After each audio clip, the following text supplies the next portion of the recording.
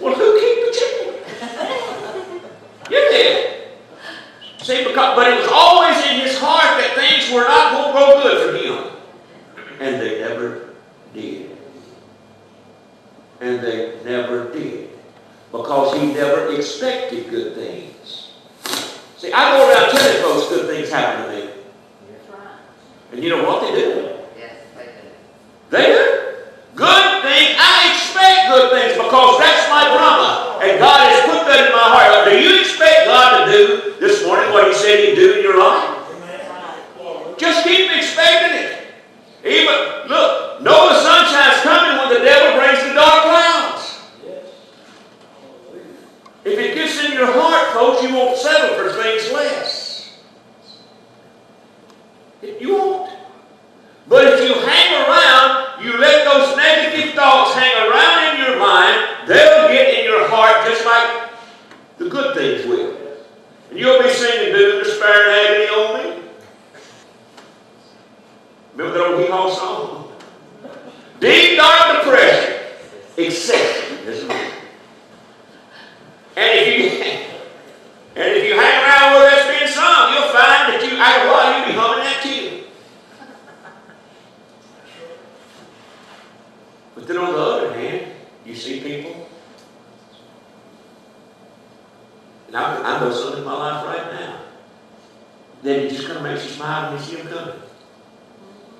You know folks like that? Just makes you smile when you see them coming. Because they're going to smile.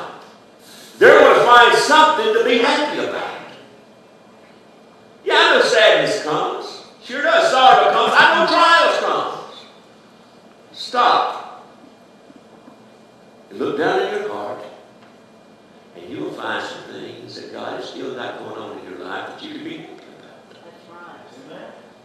And that seed of joy, folks, will overcome those things that the devil has brought to destroy you.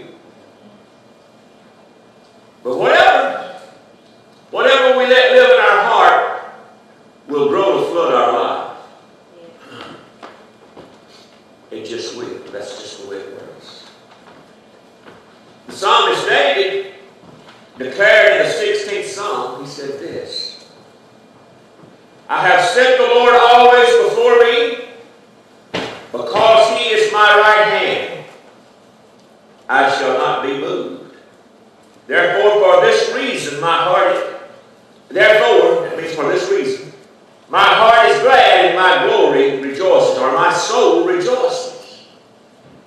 He said, I always find a reason to rejoice because I have set the Lord before me. In other words, when things come, I judge it by what God has said. The Lord's always there. And he said, because I can see who he is. And because I know his thoughts toward me, I can find joy. My heart is glad. Too many Christians, folks, never let the joy of the Lord rule in their life, never get in their heart. They know they're supposed to have joy, but they just seem not to ever find it. Might feel it when, might feel it when it's really moving, when they're in church, when it's really moving among the congregation, they might feel a little of it.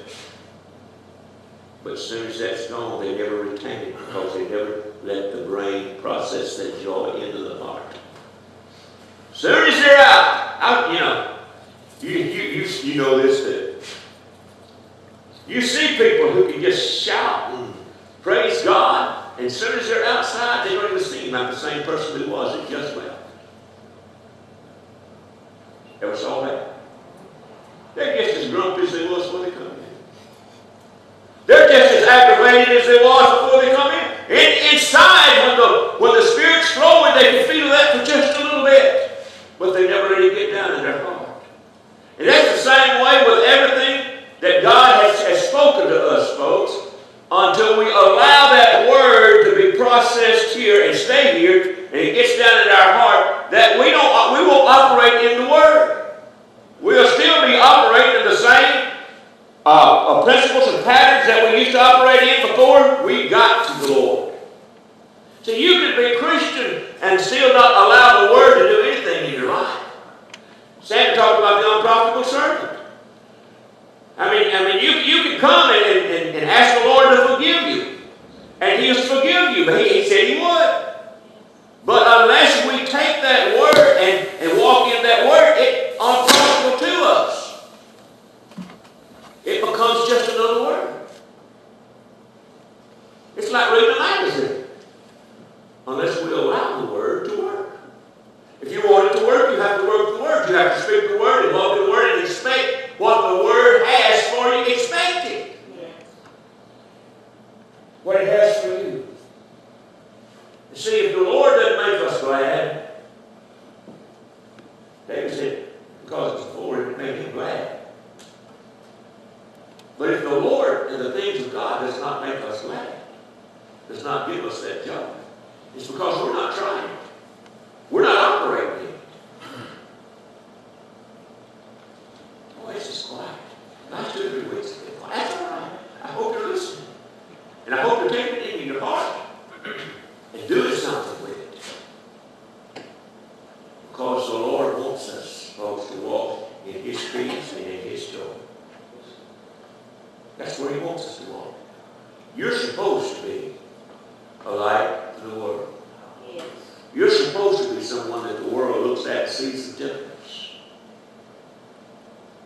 But they can't see a difference unless there is a difference. If they can't see a difference in these, because there is no difference in me. But if Jesus, if we allow Him to get into our hearts, folks, He will make the difference. Amen. You know, it used to be a little running joke when we was kids about Christians being so sad and poker faced. When I was a kid, you know, I didn't think that you could serve God and really have some joy. Because it's supposed to be, everything's supposed to be solemn. People walk into church and they're solemn. You know, just sad and miserable. Don't you want some of what I got? I think I got some already. Thank you. I mean, it's the truth, folks. They told me a little joke, and I've told you here before about the little boy that's walking down the road to church, and there was this old mule, you know, the old long-faced mules, with his head hanging out over the fence, and the little boy stopped and looked at him, and there he was, his old ears flopped, his head down, and the boy said, "You must have religion." Because he had that look. And when we paint, how many pictures have you ever saw of Christ smiling? Not many. Not many, I mean.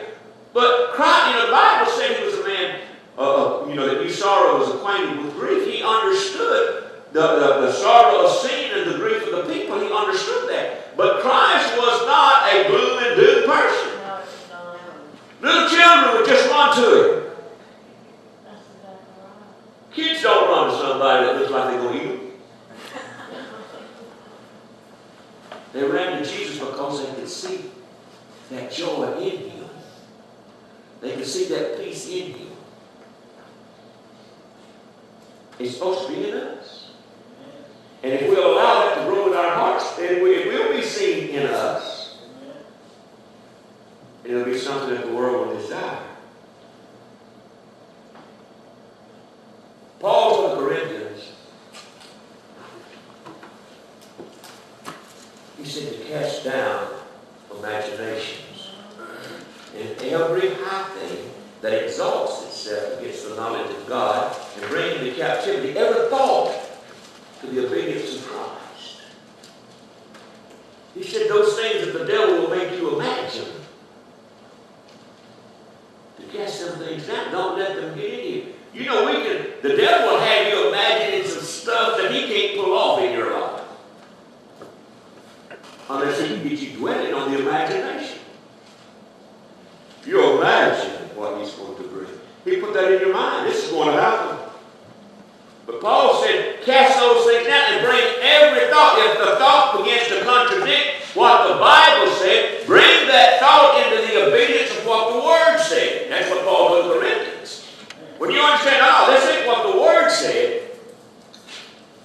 If it's